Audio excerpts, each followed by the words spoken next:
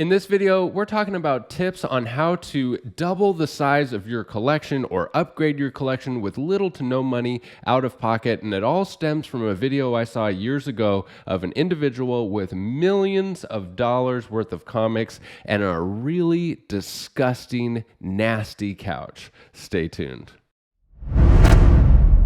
Bry's Comics.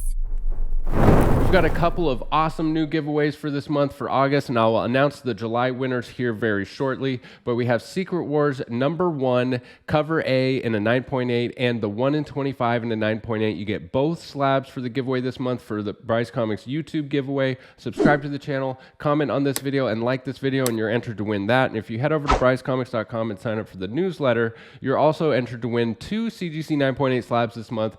Cover A of Secret Wars #2, the first full appearance of God Emperor Doom, and the 1 in 25 and a 9.8 as well. The newsletter is where you'll get first access to new collections and discount codes and mystery boxes. I just dropped a mystery box. I'm filming this in advance, so I'm not sure if there are any mystery boxes left, but you can check brycecomics.com. They usually go pretty fast. This mystery box is awesome. There's going to be at least 10 boxes valued over $300 and some awesome grand prizes, including Ultimate Fallout 4, Batman 423 and a 9.8, and Something is Killing the Children #1, first print in a 9.8. Also, I just dropped my brand new exclusive for Vanish #1, the Bryce Comics exclusive by Raphael Albuquerque. Absolutely epic cover and an epic new series by Donnie Cates and Ryan Stegman. We've got the exclusive and incentive packs and all kinds of stuff over at brycecomics.com. So this video is really two parts, and the first part was inspired by a friend of mine calling and telling me about some fantastic success that he's had recently with a spec. And essentially he bought a book around $1,000, sold that same book for $3,000, and then he just bought back in the same book in the same grade for $1,300. And it's a concept called trading the curve. You know, just like in stocks where you can buy low, sell high, and trade the curve. It's an awesome way to fund the hobby. So we'll get into some examples of that. And the second part of this video is a discussion about the difference between collectors, investors, and speculators, and why I think that the most rewarding way to be in this hobby is to be a little bit of each. And I'll dive more into that topic and conversation here in just a little bit. But first, let's jump into the computer and take a look at some sales numbers to talk about trading the curve. So here we are on GP analysis for Avengers #48, the first appearance and origin of the third Black Knight, Dane Whitman, in armor, and the first appearance of Aragorn, the Winged Steed. And this is a book my buddy called me just to tell me about his success recently with buying and selling this book. And this is a book that had, a spike and a run up here in 2019 when he was actually leaked to be in the Eternals movie, and it was confirmed at D23 back in August of 2019. And then, as we do in the comic community, we kind of forgot about it because, we weren't hearing a lot about it for years. And then this huge run-up, absolute explosion where it coincided with the market boom and Dane Whitman coming in the Eternals movie. And so my friend bought this book for $1,000, and then he sold it at the absolute peak for $3,300. I think this was actually before the movie actually even came out. And then when the movie does come out, even though he was in the post-credit scenes, I think people were really kind of expecting him to suit up in armor and get more confirmation and more, explanation of how he's going to interact and play out in the MCU. But we didn't really get that. We just got another kind of cliffhanger in the post-credit scenes, and that's what saw this book completely drop off. We saw a couple strong sales, but it's back down.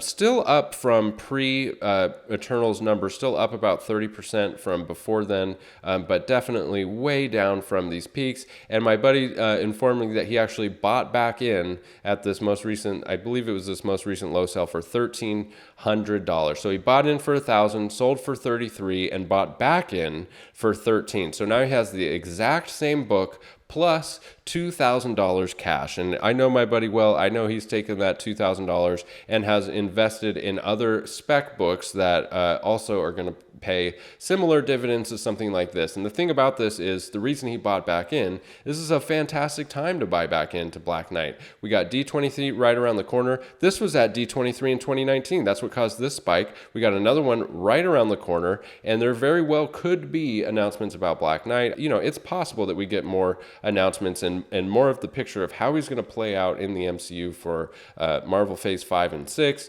And so there could be another spike, another run. I don't think it'll ever get back up to these boom numbers, at least not for the foreseeable future. So here's another example of where I've done this myself, and I do this all the time with a bunch of different stuff, but this is one that came to mind, is Amazing Spider-Man number 252, the first ties for the first appearance of the Black Suit Spidey. And the reason I picked this as an example is because this is a PC book for me. This is a book that I absolutely do want in my PC forever, but I currently actually don't own it. The first time I bought this book was for $375 back around 2019, and you could get a copy of this all day, every day for $375. I remember there was a guy that sold one copy a week on eBay. He started it at $375, so you could always find this. It's a book that's not rare by any stretch of the imagination. There's almost 1,800 total 9.8 copies on the census. There's over 18,000 total graded copies on the census. So it's not a rare book, but it's an absolutely incredibly high demand book. It always will be. Classic cover, key significance,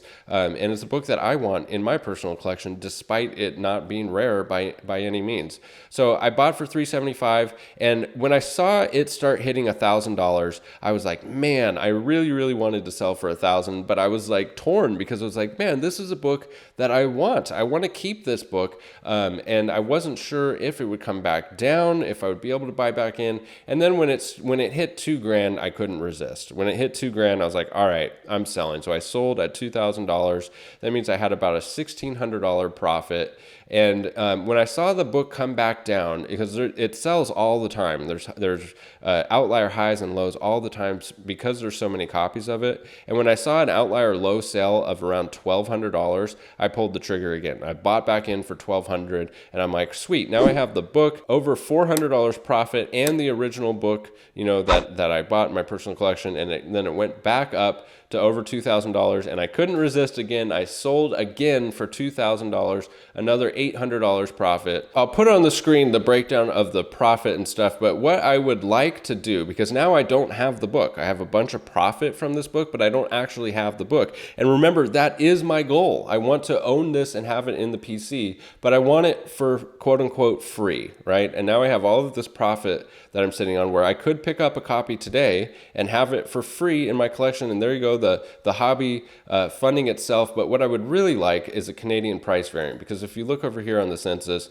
Canadian price variant, there's only 584 total copies, only 46 9.8s. I think it's still drastically undervalued. And right now, the last sale was around 2,900. So I think I'm getting pretty close to where if I see one of these come up, and if it comes down a little bit more, I can get that Canadian price variant, so much more rare than the regular edition, for no money out of pocket. And that's the whole point of trading the curve here. So that was some examples of how to trade the curve to either upgrade the books that are most important to you, or to fund this hobby altogether, to upgrade your collection or buy new books with little to no money out of pocket. But it ties in well with this conversation of the difference between collectors, investors, and speculators in this hobby. If you're just a collector, you're somebody who just collects books. You buy, you never sell books, right? And there's no condemnation or judgment at all in this video. There's absolutely nothing wrong with it. If you're just a collector, you collect until the day you die, and then your kids have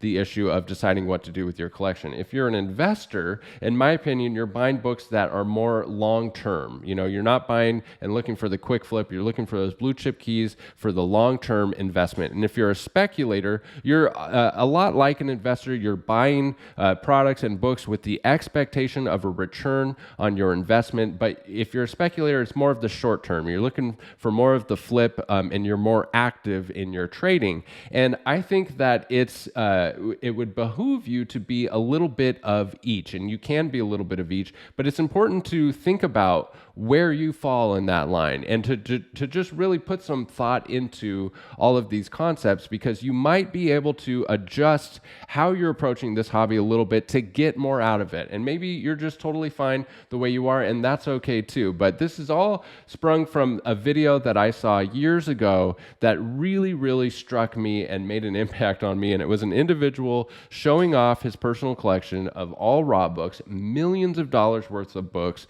Detective Comics 27, All-Star Comics number 8, tons of Golden Age books, Amazing Fantasy 15, Amazing Spider-Man 1, all the big boy books and everything in between. And he has them all raw. Not a single book was graded because he enjoys reading his books. And there you could see his couch in the video. And it was a disgusting, nasty couch with a huge butt groove where he sits and reads his comics, and you can see the shabby carpet. And I just thought, man, this guy is sitting on millions and millions of dollars worth of comic books, and if he just somehow leveraged that, he could have a way better quality of life. He could have a better house, a way nicer couch. And I thought, well, of course he's not going to do that. Of course he's not going to sell his prized collectibles. He's a collector. He's not an investor or a speculator. He just likes to collect comics. And so I thought, man, there's got to be a way where he could have both, the best of both worlds. And that's where it hit me years ago, this idea of trading the curve. And it's a concept that's really difficult for a lot of us diehard collectors to wrap our head around, because we have to actually let go of the book that we want, that we absolutely plan on keeping in the PC, with faith that we'd have an opportunity to buy back in later. And to give an example of that, let's jump in the computer and take a look at All-Star Comics number 8. So here we are in GP analysis for Detective Comics number 27. And let's take a look at the census real quick first. There's only 74 total copies across restored, qualified, everything for Detective Comics 27. Only 74 total copies. Only 36 blue label copies in the world, single digits for every single grade. Just an absolute ghost of the book. Obviously, it's reflected in the numbers. Here's a 5.0, and as you can see, it's just up and up and up. There's no trading the curve on this book. I mean, there was a high sale here, and it kind of dipped down here, but this is not a book that I would feel comfortable at all getting rid of if it was a forever book for me that I needed in my PC. If I had it in my PC, that's where it's going to stay, and that's why you see so few sales for this book come up. But if we go and look at a book like All-Star Comics number 8, the first appearance of Wonder Woman, and we look at like a low to mid-grade copy that he probably had. Here you can see there was a big run-up around May of 2017, and then a huge crash after that, below 50% off of that high. And if we go and look at what happened around that time, in June of 2017, there was a new Wonder Woman movie, and this seller was no slouch. They had the auction end 1 month before the movie actually comes out, right around those peak FOMO numbers with the hype and the trailers and everything, and they got $73,000 for their sale. And as you can see, every sale since then has not even come close to $73,000, many of which below 50% of that sale. So this is a book that you could have capitalized on the hype and bought back in at half the price. And, you know, maybe you bought an even better copy and there you've upgraded your collection. Or maybe you get the same copy, same grade back, and you use that $30,000 to buy another holy grail. And here's an example of the hobby funding itself. And you might say, well, yeah, hindsight is 2020. I mean, when you're looking at a graph going back the last 20 years, of course you can pick highs and lows and say you should have sold here and you should have bought here.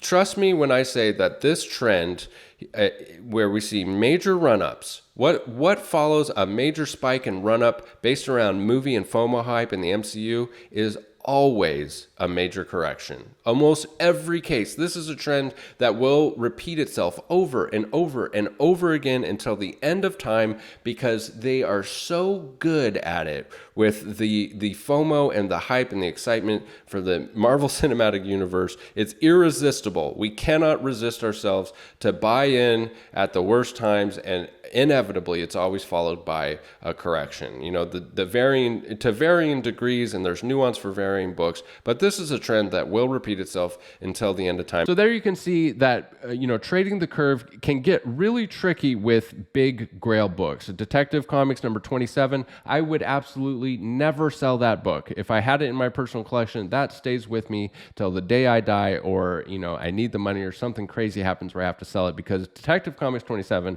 is not a book that you can trade the curve. It doesn't come up for sale enough for that to happen. But other books, smaller caliber, even though, All-Star Comics number 8 is still a huge book and super rare, there is opportunities to trade the curve on that. In Amazing Fantasy 15, I think a lot of collectors took advantage of this last run-up that we saw in the market and cashed out their AF-15s with full faith that they'd be able to buy back in at a later date. So it is possible. There are opportunities to do it. And this video is just about to get you thinking about where you stand in the hobby. If you're just a collector, is there any kind of investing and speculating that you can do to have a better quality of life, to upgrade your collection, to buy more of what you love? And if you're just an investor and a speculator, you absolutely need to actually collect these books as well. You absolutely need to read these stories that are incredible pieces of history that have shaped modern culture and our society as a whole. These are incredibly important,